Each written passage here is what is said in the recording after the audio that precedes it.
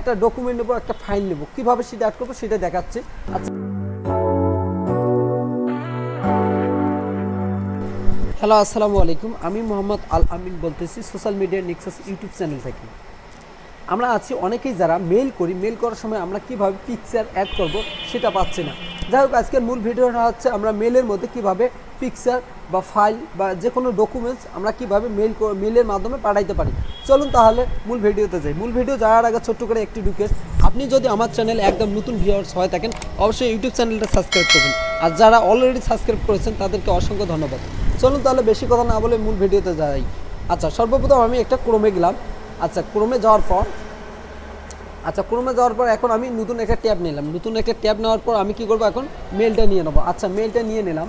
আচ্ছা, মেলটা নেওয়ার পর এখন আমি কি করব, আচ্ছা একটু ওয়েট করেন, নেট ইস্যুর কারণে একটু স্লো হচ্ছে। আচ্ছা, যাই হোক, এখানে আমি কম্পোজে ক্লিক করব। এই যে কম্পোজে ক্লিক করব, সবাই তো পারি কীভাবে মেল করব অন্যকে। মেলটা করার সময় কীভাবে পিকচার বা ফাইল বা ডকুমেন্টগুলো নেবো সেটা আমরা জানি না, সেই প্রসেসটা আমি দেখাচ্ছি।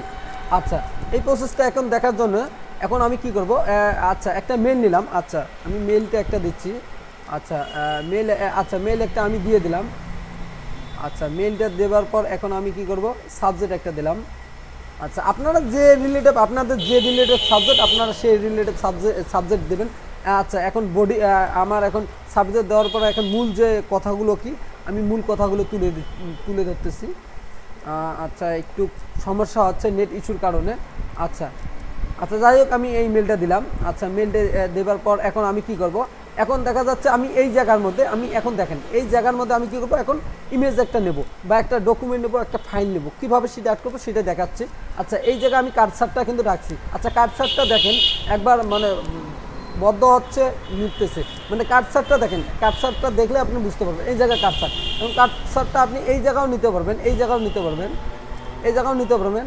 তা আমি দেখতেছি এই অংশ একটা ইন্টার বাটন ক্লিক করবেন, আর একটা গ্যাপ নিলাম। নেওয়ার পর এখন কি করব, এই যে নিচে ডকুমেন্ট আকারে কিছু আছে। আচ্ছা, এখানে আমি কি করব, এখানে যদি আমি ইমেজ নেন, আপনি যদি ইমেজ নেন বা পিকচার নেন আপনাকে এই জায়গায় ক্লিক করতে হবে।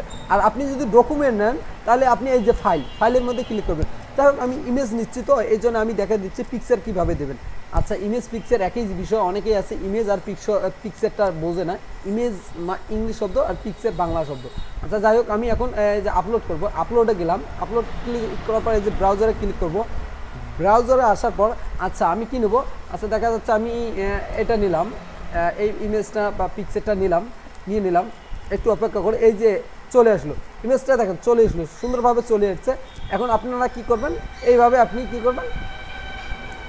আপনি এটা আপনি নিলেন। এইভাবে নেওয়ার পর আপনি কি করবেন, সেন্ড করবেন। এখন যারা চাচ্ছেন যে এখন আমি শিডিউল পোস্ট করব, আপনারা যদি শিডিউল পোস্ট কীভাবে করবেন অবশ্যই এই ভিডিওটা অবশ্যই আমি ইউটিউব ডেসক্রিপশনে দিয়ে দেবো। অবশ্যই কীভাবে শিডিউল পোস্ট করতে হয় এই ভিডিওটা আমি অলরেডি আমার ইউটিউব চ্যানেলে আছে। অবশ্যই যারা দেখে নিতে চাচ্ছেন অবশ্যই আমি ডেসক্রিপশনে আমার শিডিউল ভিডিওটা আমি দিয়ে দেবো লিঙ্কটা। অবশ্যই আপনারা ভিডিওটা দেখে নিন কীভাবে শিডিউল পোস্ট করবেন। যাই হোক, এইভাবে আপনারা কী করবেন, ইমেজ অ্যাড করবেন বা ফাইল অ্যাড করবেন, ডকুমেন্ট অ্যাড করবেন।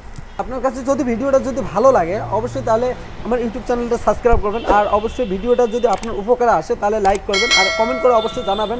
অবশ্যই সবাই ভালো থাকবেন, সুস্থ থাকবেন, দেখা হবে নতুন কোনো ভিডিওতে।